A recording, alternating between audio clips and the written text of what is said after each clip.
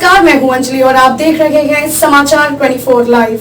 तो आइए शुरुआत करते हैं आज की प्रमुख खबर से। औने पौने दाम पर पिछली सरकारों ने बेची थी चीनी मिलें। देवरिया उत्तर प्रदेश के मुख्यमंत्री योगी आदित्यनाथ ने शनिवार को कहा कि पिछली सरकारों ने औने पौने दाम पर चीनी मिलें बेची थी, जबकि उनकी सरकार शुगर कॉम्प्लेक्स बनाकर हजारों युवाओं को नौकरी देना चाहती है।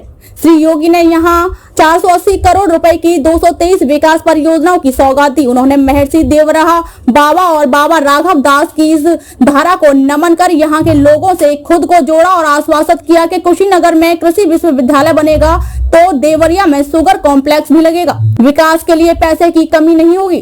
देवरिया से आए हर प्रस्ताव को बढ़ाएंगे। उन्होंने कहा, देवरिया हमारे लिए घर के आंगन जैसा है। जब मैं सांसद था तब भी यहाँ के आमजन व कार्यकर्ता बेझिझक आते थे। मुझे भी देवरिया कुशीनगर व महराजगंज की जन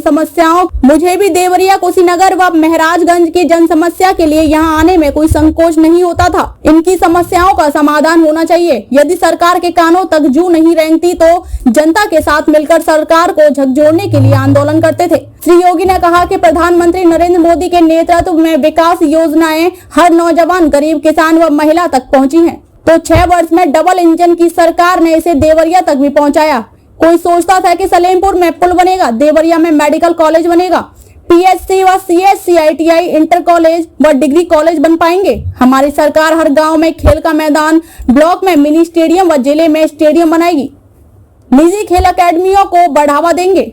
2 करोड़ युवाओं को सक्षम बनाने के लिए टैबलेट दे रहे हैं। उन्होंने कहा कि 35 लाख करोड़ के निवेश की परियोजना यूपी में आ रही है। 2-3 वर्ष के अंदर 1 करोड़ नौजवानों को नौकरी देंगे। युवाओं को तकनीकी रूप से सक्षम बनाने के लिए स्किल मैपिंग व डेवलपमेंट के लिए आईटीआई, पॉलिटेक्निक, नर्सिंग कॉलेज खोले जा रहे हैं। निवेश प्रक्रिया को बढ़ाने का भी कार्य हो रहा है। मुख्यमंत्री ने कहा कि क्षेत्र कभी मलेरिया के लिए जाना जाता था। मलेरिया से मुक्ति मिली तो इंसेफेलाइटिस कहर बना। हम लोगों ने कोरोना को नियंत्रित किया तो अब देवरिया, कुशीनगर व महराजगंज में दूर दूर तक इंसेफेलाइटिस नहीं आ सकता। मासूम भी जीने का पूरा अधिकार रखता था। पिछली सरकारें जाति के नाम पर बढ़ती थी। इन लोगों ने मासूम के जीने का अधिकांश इंसेफेलाइटिस के नाम पर लेने का कार्य किया, पर आज डबल इंजन की सरकार हम व्यक्तियों को जीने का अधिकार देती है। उन्होंने कहा कि अब तक हम 54 लाख परिवारों को आवास दे चुके हैं। 2.61 करोड़ गरीबों को शौचालय, 1.55 करोड़ को फ्री बिजली कनेक्शन, 1.75 करोड़ गरीबों को उज्ज्वला कनेक्शन और 3 वर्ष से लगातार यूपी में 15 करोड़ व देश के 80 करोड़ लोगों को राशन दे रहे हैं। एक तरफ 140 करोड़ के भारत में कोई भूखा नहीं सोएगा, वहीं दूसरी तरफ 22 और 23 करोड़ के पाकिस्तान में रोटी के लाले पड़ रहे हैं। वहां रोटी के लिए गली में झुंड के झुंड उमड़ रहे। से आप सब वाकिफ थे और देवरिया तो हमारे लिए घर का आंगन जैसा है। एकदम कोई भी यहां का कार्यकर्ता हो, आम जनमानस हो, बेझिझक, जब मैं गोरखपुर में सांसद था तब भी मेरे पास बेझिझक आता था और मुझे भी देवरिया के कार्यक्रमों में देवरिया की जन समस्याओं को लेकर के देवरिया आने में कोई संकोच नहीं होता था। कुशीनगर आने में कोई संकोच नहीं होता था।